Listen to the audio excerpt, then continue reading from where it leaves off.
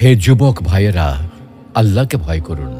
ওই ভয়াবহ দিবসের কথা স্মরণ করুন, যেদিন আপনার জীবনে সব সুখ ও আনন্দ বিলাসকে ধূলিসাৎ করে দেবে। সেই দিনের কথা স্মরণ করুন, যেদিন আপনি হবে নির্জন কবরের একা বাসিন্দা।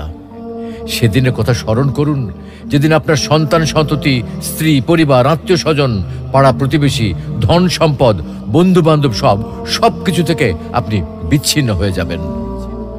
কবরের সংকীর্ণতা ও ঘুটঘুটে অন্ধকারের কথা কি আপনার একবারও মনে পড়ে না? কবরের বিভীষিকাময় ও ভয়ঙ্কর অবস্থা কি আপনার স্মরণ হয় না? কবরের শাস্তির ভয়ে কি আপনার অন্তরাত্মা প্রকম্পিত হয় না? মুনকার নাকির ফেরেশতার দয় প্রশ্নের সঠিক জবাব কি আপনি দিতে পারবেন? একথা একবারও কি ভেবেছেন? অনুরূপভাবে কবরের অপুরন্ত সুখ ও অনাবিল শান্তির কথা কখনো কি আপনার হৃদয়ে পটে জাগ্রত হয় না?